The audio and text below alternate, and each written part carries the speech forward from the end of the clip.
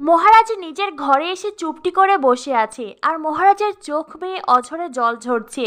মহারাজের মনে পড়ে যায় ছোটবেলার কথা। মহারাজের ট্রফি হাতে ছুটে এসে মাকে বলেছিল, মা মা আমি ফার্স্ট হয়েছি।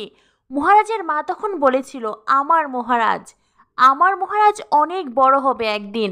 সাথে কি আর আমি তোর নাম ঋগ্বেদ রেখেছি? দাবা মাস্টার ঋগ্বেদ মুখার্জি। বড় হয়ে অনেক জ্ঞানী অনেক গুণী হতে হবে বাবা। আর এই ট্রফিগুলো আমি সারা জীবন যত্ন করে আমার কাছে রেখে দেব। মহারাজের ছোটবেলায় মায়ের বলা সেই কথাগুলো মহারাজের মনে পড়ে আর মহারাজ অঝরে কাঁদতে থাকে। ট্রফিগুলোর দিকে তাকিয়ে মহারাজ এক পা দুপা করে ট্রফিগুলোর দিকে এগিয়ে যায়।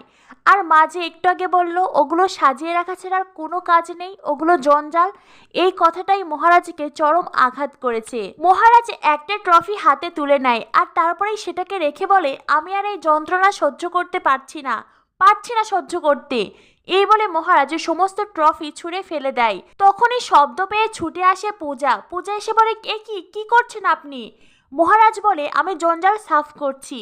এই বলে মহারাজ বড় একটা ট্রফি হাতে নিয়ে সেটাকে ছুটতে যায়। আর তখনই পূজারিনী ধরে ফেলে। ট্রফি হাতে নিয়ে পূজারিনী দেখে ট্রফিতে লেখা ঋগ্বেদ মুখার্জি। পূজারিনী বলে, ঋগ্বেদ মুখার্জি, বাহ, ভারী সুন্দর নাম তো, বেশ অন্যরকম।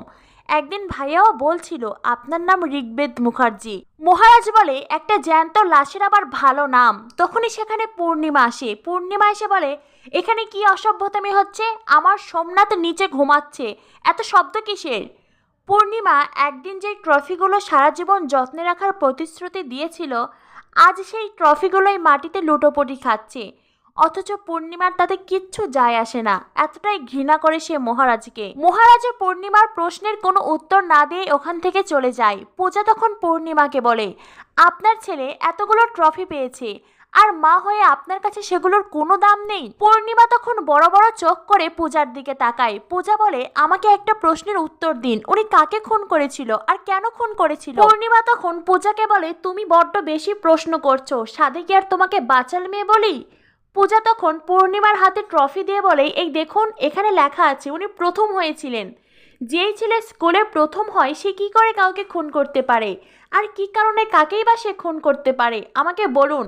পূর্ণিমা তখন ট্রফি ছুঁড়ে ফেলে দিয়ে বলে, এই প্রশ্নগুলো তুমি তোমার জেল খাটা খুনি বরকে বলবে, সেই ভালো বলতে পারবে কেন খুন করেছিল আর কাকে খুন করেছিল। আর আমি তো এই কথাগুলো তোমাকে সকলের সামনে বলেছিলাম, তাই বলিনি কি? সকলে কেউ তো প্রতিবাদ করেনি, তার মানে আমি মিথ্যে কথা বলিনি, কথাগুলো সত্যি। এই বলে পূর্ণিমা ওখান থেকে চলে যায়।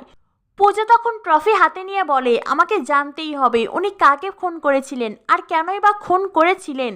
যার সাথে আমার বিয়ে হয়েছে সে কে, তার পরিচয় কি, আমাকে জানতেই হবে।